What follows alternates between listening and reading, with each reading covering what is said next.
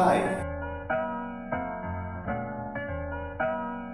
saya Florentino Cesandrianfer. Pada video kali ini saya akan menjelaskan tentang bentuk lahan. Bentuk lahan atau dalam bahasa Inggris disebut dengan landform adalah suatu unit geomorfologis yang dikategorikan berdasarkan karakteristik seperti elevasi, kelandaian, orientasi, stratifikasi, paparan batuan, dan jenis tanah. Bentuk lahan diklasifikasikan ke dalam 9 grup atau kelompok utama. Sistem klasifikasi ini berdasarkan pada proses geomorfik. Selanjutnya, pada kategori yang lebih rendah, dikategorikan lagi berdasarkan relief, lereng, litologi atau lahan induk, dan tingkat toriannya. Pembagian kelompok utama tersebut meliputi grup aluvium disimbolkan dengan A, grup marin disimbolkan dengan M, grup fluvio-marin disimbolkan dengan B, grup gambut disimbolkan dengan G, grup eolin disimbolkan dengan E, grup karst disimbolkan dengan K, grup volkanik disimbolkan dengan V, grup tektonik dan struktural disimbolkan dengan T, dan grup aneka disimbolkan dengan X. Dari kesimpulan bentuk lahan tersebut, terdapat 3 bentuk lahan yang akan dijelaskan pada video kali ini. 2 bentuk lahan akan dipaparkan oleh saya melalui presentasi, dan 1 bentuk lahan berupa rekaman langsung yang akan saya tampilkan pada akhir video. Yang pertama ada bentuk lahan eolin. Bentuk lahan asal proses eolin merupakan bentukan lahan oleh proses eksogenik dengan angin sebagai agen pembentuk utamanya, yakni dengan membentuk endapan oleh adanya pengikisan, pengangkutan, dan pengendapan bahan-bahan tidak kompak oleh angin. Hakikatnya bentuk lahan eolin terdiri dari 3 proses, yakni erosional atau pengikisan, yaitu proses angin yang mengikis permukaan bumi, kemudian deposisional atau pengangkutan, yaitu proses perpindahan material dari satu tempat ke tempat yang lain. Contoh materi batuan yang mudah terangkut oleh angin adalah materi-materi halus, misalnya debu. Materi halus ini akan diterbangkan angin sampai ke tempat yang cukup jauh. Dan yang ketiga ada sedimentasi atau pengendapan. Proses pengendapan ini terjadi apabila butiran yang telah terbawa oleh angin jatuh setelah gerakan menjadi lambat. Selain karena kecepatannya menjadi lambat, pengendapan juga dapat terjadi karena butiran yang terbawa oleh angin mengalami benturan terhadap permukaan. Kejadian ini terjadi sebagai hasil dari proses saltasi dan rayakan tanah. Ciri-ciri dari lahan eolin yaitu lokasi terbentuknya lahan memiliki curah hujan yang rendah, memiliki fluktuasi temperatur harian besar kisaran 10-40 derajat Celcius, langit yang cerah, penguapan yang tinggi, serta vegetasi tumbuhan yang jarang. Bentukan lahan dari proses eolin terbagi menjadi 2 kelompok.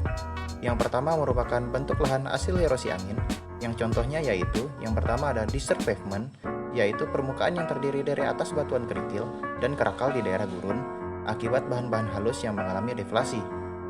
Kemudian ada blowout, yaitu cekungan di daerah gurun akibat deflasi pada material halus hasil pelapukan di permukaan yang berukuran halus. Yang ketiga ada ventifake, yaitu permukaan batuan yang menjadi rata karena korasi, terutama yang berukuran halus yang terbawa angin.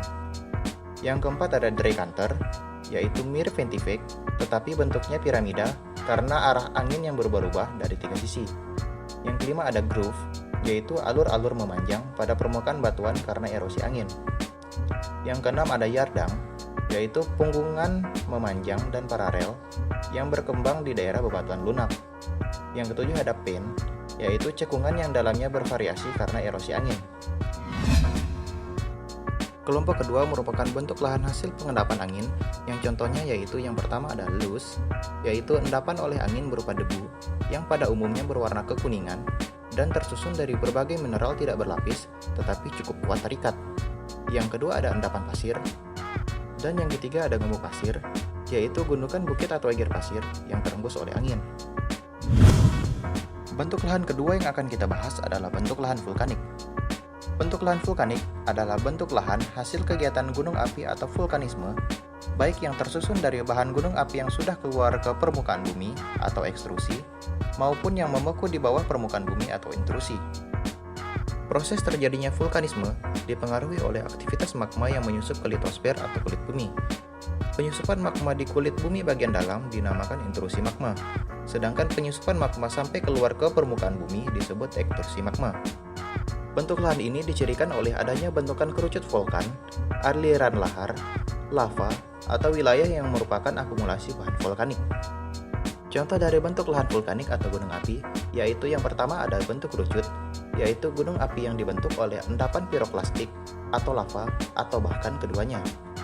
Yang kedua ada bentuk kubah, yaitu gunung api yang dibentuk oleh terobosan lava di kawah dan membentuk seperti kubah. Yang ketiga yaitu bentuk sinder, yaitu gunung api yang dibentuk oleh perlapisan material sinder. Yang keempat ada maar, biasanya terbentuk pada lereng atau kaki gunung api utama akibat letusan freatik, yaitu proses keluarnya magma ke permukaan bumi karena pengaruh uap yang disebabkan sentuhan air dengan magma atau freatomagmatik. Dan yang terakhir ada plato, yaitu dataran tinggi yang dibentuk oleh pelemparan lelehan lava. Selanjutnya untuk bentuk lahan ketiga, saya akan menampilkan video yang sudah saya rekam di daerah tempat saya tinggal. Berikut videonya. Jadi ini adalah bentuk lahan yang ada di daerah dekat saya tinggal.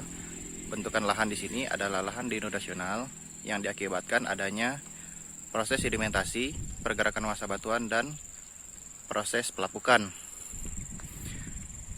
Ciri-ciri dari bentuk lahan ini yaitu adanya relief yang sangat jelas antara lembah, lereng, dan pola aliran air.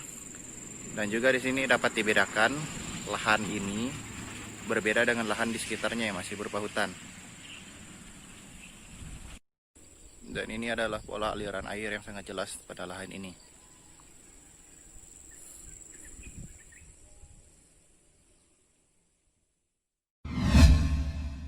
Sekian penjelasan singkat dari saya mengenai beberapa bentuk lahan. Semoga bermanfaat untuk kita semua. Dan akhir kata saya ucapkan terima kasih. Yuk.